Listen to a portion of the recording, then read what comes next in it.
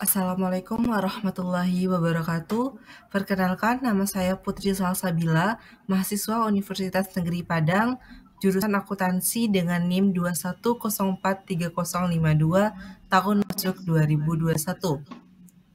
Video ini saya buat untuk memenuhi tugas ketiga dari mata kuliah Hukum Bisnis dan Regulasi. Di sini saya akan membahas tentang kontrak bisnis. Yang pertama, saya akan membahas tentang pengertian kontrak.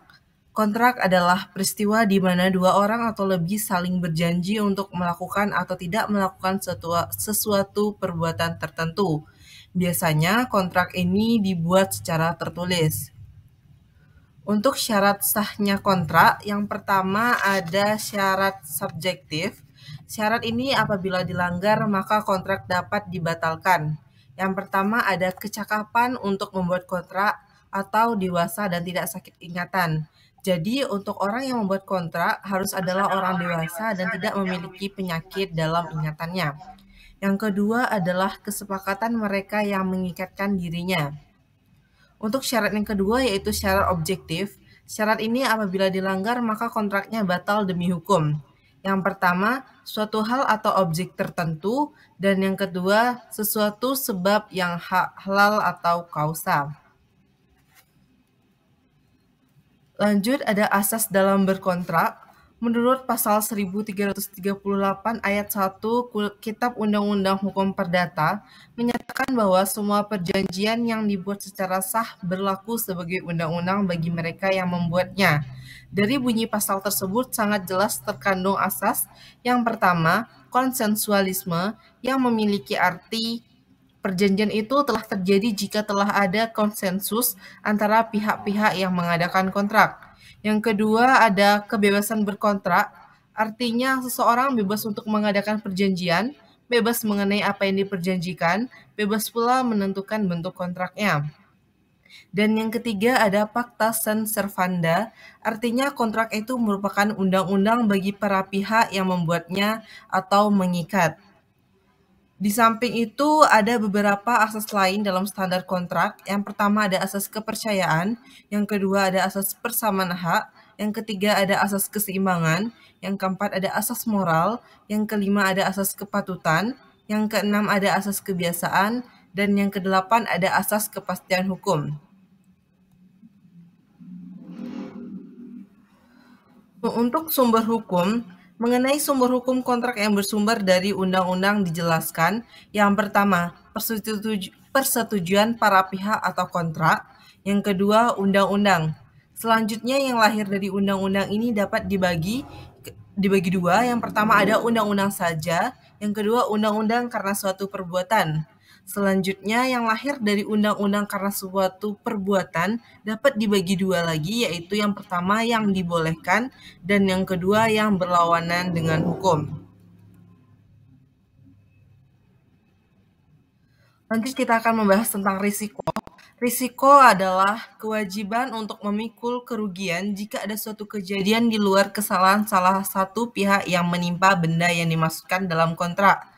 Di sini berarti beban untuk memikul tanggung jawab dari risiko itu hanyalah kepada salah satu pihak saja. Jadi, sebaiknya untuk tanggung jawab dalam kontrak adalah kedua belah pihak. Lanjut ada one prestasi. Menurut pasal 1234 Kitab Undang-Undang Hukum Perdata, yang dimaksud dengan prestasi adalah seseorang yang menyerahkan sesuatu, melakukan sesuatu, dan tidak melakukan sesuatu. Sebaliknya dianggap wan prestasi bila seseorang, pertama, tidak melakukan apa yang disanggupi akan dilakukannya. Yang kedua, melaksanakan apa yang dijanjikannya tetapi tidak sebagaimana dijanjikan. Yang ketiga, melakukan apa yang dijanjikan tetapi terlambat. Dan yang keempat, melakukan sesuatu yang menurut kontrak tidak boleh dilakukannya. Lalu ada keadaan memaksa. Menurut Subekti, untuk dapat dikatakan suatu keadaan memaksa, yang pertama adalah di luar kekuasaannya, yang kedua memaksa itu sendiri, yang ketiga tidak dapat diketahui sebelumnya. Keadaan memaksa ada yang bersifat mutlak atau absolut, dan juga ada yang bersifat tidak mutlak atau relatif.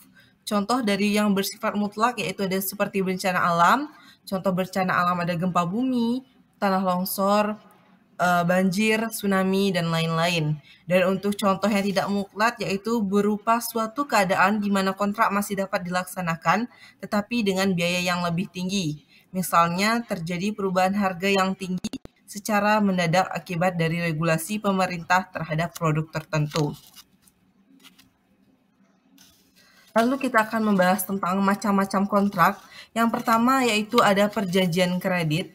Adapun dasar dari perjanjian kredit adalah Undang-Undang Perbankan Nomor 10 Tahun 1998 tentang perjanjian kredit diatur dalam pasal 1 ayat 11 yang berbunyi, kredit adalah penyediaan uang atau tagihan yang bisa dipersamakan dengan itu, berdasarkan persetujuan atau kesepakatan pinjam-meminjam antara bank atau kreditur dengan pihak lain atau debitur yang mewajibkan pihak peminjam untuk melunasi utangnya setelah jangka waktu tertentu dengan pemberian bunga. Dari uraian ini dapat dikelompokkan ada dua perjanjian kredit. Yang pertama yaitu perjanjian kredit uang dan yang kedua adalah perjanjian kredit barang. Contoh dari perjanjian kredit uang yaitu seperti perjanjian kartu kredit. Contoh dari perjanjian kredit barang seperti perjanjian sewa beli, perjanjian sewa guna usaha. Yang kedua yaitu ada perjanjian leasing. Leasing berasal dari kata lease yang memiliki arti perjanjian yang pembayarannya dilakukan secara angsuran dan hak milik atas barang itu beralih kepada pembeli setelah angsurannya lunas dibayar. Pengertian ini terdapat pada keputusan Menteri Perdagangan nomor 34 KP 2 1980. Ciri-ciri pokok leasing yang pertama yaitu ada hak milik atas barang baru beralih setelah lunas pembayaran. Yang kedua, sewaktu-waktu lessor bisa membatalkan kontrak bila lease lalai. Yang ketiga, leasing bukan perjanjian kredit murni, namun cenderung perjanjian kredit dengan jaminan terselubung. Yang keempat, ada registrasi kredit dengan tujuan untuk melahirkan sifat kebendaan dari perjanjian jaminan. Lanjut kita akan membahas tentang perjanjian keagenan dan distributor. Keagenan adalah hubungan hukum antara pemegang merek atau prinsipal dan suatu perusahaan dalam penunjukan untuk melakukan perakitan atau pembuatan atau manufaktur serta penjualan atau distribusi barang modal atau produk industri tertentu. Biasanya agen dikenal dengan kata agen yang dalam bahasa Inggris memiliki arti perusahaan nasional yang menjalankan keagenan. Jasa keagenan adalah usaha jasa perantara untuk melakukan suatu transaksi bisnis tertentu yang menghubungkan produsen di satu pihak dan konsumen di lain pihak. Lanjut kita akan membahas perjanjian franchising dan lisensi. Mungkin kita tidak terlalu jauh atau tidak terlalu asing dengan kata-kata franchise atau franchising.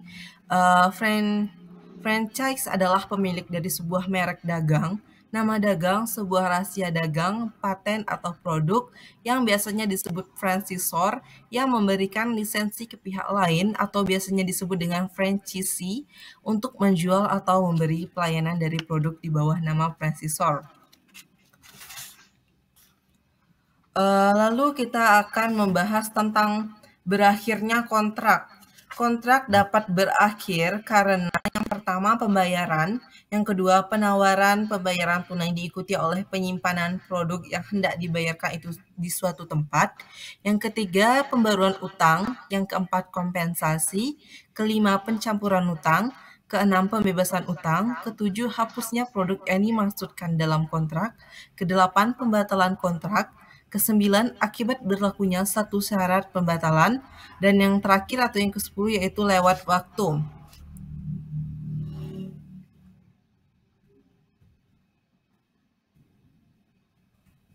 Lalu kita masuk kepada perjanjian menurut prinsip ekonomi syariah. Perjanjian syariah adalah suatu perjanjian yang dibuat mengikuti ketentuan syariah. Sumber hukum dari perjanjian syariah ini adalah Al-Quran dan Al-Hadis. Rukun akadnya yaitu adalah penjual, pembeli, barang, harga, akad atau ijab kabul. dengan syarat akad. Yang pertama, barang atau jasa harus halal. Yang kedua, harga orang atau jasa harus jelas. Yang ketiga, tempat penyerahan harus jelas. Dan yang keempat, barang yang ditransaksikan harus sepenuhnya dalam kepemilikan. Untuk jenis-jenis bisnis syariah yang pertama yaitu ada bagi hasil atau disebut juga dengan profit sharing dengan prinsip al-musyarakah, al-mudarabah, al-muzara'ah, dan al-musaqah. Yang kedua ada jual beli atau sell and purchase dengan prinsip al-murabahah, as-salam, al-itsinah, dan al-ijarah. Di samping beberapa jenis seperti tersebut, di atas ekonomi syariah juga mengenal bentuk lain seperti simpanan atau titipan atau disebut dengan depository atau al-wadiah. Yang kedua ada sewa atau operational lease and financial lease. Yang ketiga ada jasa atau fee-based service. Dan yang keempat ada kegiatan-kegiatan lain yang disetujui Dewan Syariah Nasional sesuai dengan pasal 28 SK Direksi BI nomor 32/1999. Hanya itulah pembahasan dari saya, kurang dan lebihnya saya mohon maaf karena kesalahan itu datangnya dari saya sendiri dan kelebihan itu datangnya dari Allah Subhanahu wa taala. Saya akhiri, wassalamualaikum warahmatullahi wabarakatuh.